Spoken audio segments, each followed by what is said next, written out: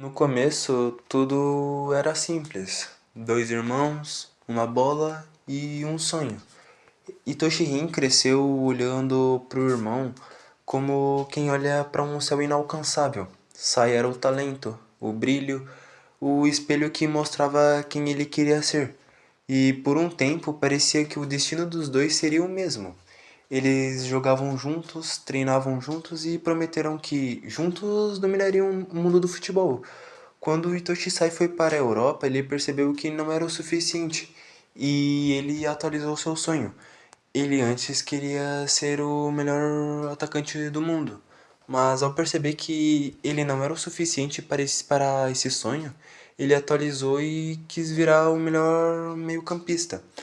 E o Rin ficou sozinho treinando para quando seu irmão voltasse. Ele treinava sozinho, tentando provar que podia compartilhar o sonho que ele e o Sai fizeram. Quando o Sai voltou e quebrou o sonho dos dois em uma partida mano a mano, aquele dia marcou o fim da infância de Rin, o fim da ingenuidade e o nascimento de um novo Rin. Um Rin que não joga mais por amor, que não sonha mais com o irmão ao lado, mas que carrega dentro de si a ferida de quem amou e foi deixado para trás. A promessa havia se quebrado, e Rin havia criado uma nova promessa que era de destruir o sonho de Toshisai. Ele pegou os cacos da dor e os moldou em perfeição tentando replicar Itoshisai. Fez da solidão o combustível e da raiva o próprio propósito. Porque se o amor não bastava para ser lembrado, então ele seria o melhor, mesmo que isso custasse o que restava de humanidade. E foi assim que nasceu Itoshirin, o prodígio, a criança que perdeu o irmão e encontrou apenas o vazio. Quando o Rin perdeu o irmão, ele também perdeu o sentido. E é aí que nasce o existencialismo, quando o mundo deixa de fazer sentido e você é obrigado a criar o seu próprio. Bom, vamos entender então o conceito que tem por trás de Toshihin, que é o existencialismo. O existencialismo é uma filosofia que se concentra na liberdade individual, na responsabilidade e na busca pelo significado da vida, através de experiência e das escolhas de cada um. Ele enfatiza que o ser humano não possui uma essência pré-definida, mas que a essência é construída ao longo da existência, através de suas ações, e que o indivíduo é livre e responsável por criar o próprio sentido, em um mundo que muitas vezes é visto como absurdo. Os existencialistas acreditam que o ser humano é condenado a ser livre, o que significa que é radicalmente livre e, por consequência, responsável por todas as suas escolhas e atos. Não é possível transferir a culpa para fatores externos, como a genética ou o destino. Existência precede a essência. Esta é uma tese central do existencialismo, especialmente no de Jean-Paul Sartre. Significa que o ser humano primeiro existe e depois, através de suas ações, define quem ele é. Ele não nasce com um propósito fixo. Muitos existencialistas abordam o absurdo, a ideia de que o mundo não tem um propósito racional inerente. O significado da vida deve ser criado pelo próprio indivíduo, não encontrado em verdades universais ou em um plano divino. Esse pensamento começou a se difundir no início do século XX, na França, no contexto da Segunda Guerra Mundial. Os filósofos existencialistas responsáveis por isso são Soren Kierkegaard, considerado o pai do existencialismo, Nietzsche, Jean-Paul Sartre, um dos principais divulgadores, Albert Camus e Simone de Beauvoir. E quando o rim entra em seu estado destrutivo, que é o flow, ele se desprende de todas as amarras e expectativas impostas nele. E quando isso acontece, ele volta a ser quem ele é, aonde cada ato no jogo que ele faz é para afirmar sua existência e liberdade. Nas primeiras fases do Blue Lock, o Rin era o jogador perfeito.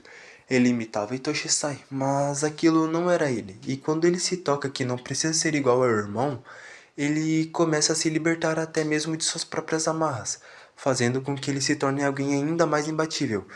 O jogo que ele jogava era o jogo da perfeição, mas ao entrar no fluxo e voltar a ser quem ele era, esse jogo perfeito é destruído para dar lugar à verdadeira destruição absoluta. E nesse momento ele já não buscava mais aprovação ou ser perfeito. Ele apenas queria destruir seus adversários, os seus aliados e até a si mesmo. No estado de fluxo, o Rin encontra sua verdadeira essência, a sua verdadeira verdade sobre quem ele é. Toda a raiva e frustração causada por Itoshi Sai foi transformada em força para essa destruição absoluta, e ele se desfez com a mentalidade de se provar para seu irmão e para os outros. Afinal, ele não queria ser lembrado como o irmão do gênio, ele queria ser lembrado por quem ele é. E no jogo contra a Sub-20 do Japão, ele em estado de flow diz: "Eu sou egoísta Itoshi Rin". Durante o seu flow, ele destrói tanto os outros quanto a si mesmo, mas quando ele se destrói, ele se descobre mais. Ele entende sua essência ainda mais durante essa destruição. O existencialismo de Rin está presente em cada momento de destruição, em cada momento de raiva e frustração. Ele transforma a força para continuar a jogar e trilhar o seu sonho. Ele nos mostra que a verdadeira liberdade não está em agradar ou imitar os outros, mas sim em ser quem você é da sua maneira, mesmo que te chamem de louco. Criar o seu próprio sentido de vida através de suas escolhas e da sua batalha interna e ser fiel à sua essência. E é por isso que Itoshi-rin é um verdadeiro existencialista, pois ele nos mostra que ser quem realmente somos podem nos transformar por completo. Rin nos mostra que ser moldados pelos outros nos distancia de nós mesmos, e que quanto mais tentamos fazer algo para agradar aos outros, mais nos prendemos sobre essas amarras. A vida não dá garantia que podemos ser alguém sucedido e muito menos caminhos prontos para serem trilhados. E Rin também nos mostra que não podemos viver por alguém. Cada ação nossa, não importa se é uma falha ou um sucesso, cada uma dessas ações são a prova de quem somos. A liberdade é cruel, pois ela exige dor e coragem, para que possamos nos desprender de todas as amarras que nos prendem. A força do gênio destruidor não está apenas em jogar bola, mas também em sua mentalidade de transformar toda a sua dor, raiva e frustração em força, para mostrar em campo sua soberania e sua existência mais pura. A verdadeira grandeza não está em ser alguém perfeito ou ser admirado por alguém, mas sim em ser fiel à sua própria essência, mesmo que para isso acontecer você tenha que se destruir, para criar um novo eu ainda mais forte. Ele é a prova que dá para criar seu próprio sentido através do caos e dor, de como viver a partir dos seus próprios ideais. Viver com sua própria essência é viver sem se importar com opiniões alheias e caminhar com toda a firmeza em direção à sua verdade, mesmo que esse caminho seja solitário e que seja repleto de dor. Para existir com nossa própria essência é necessário se desprender daquilo que nos limita.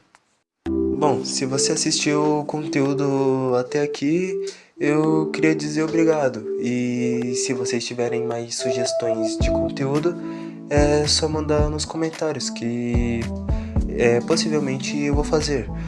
Bom, eu creio que eu abordei tudo o que eu queria e que eu peço que vocês deixem um like e se inscrevam. Afinal, isso motiva ainda mais para eu trazer pro canal. Bom, é isso. Valeu. Falou.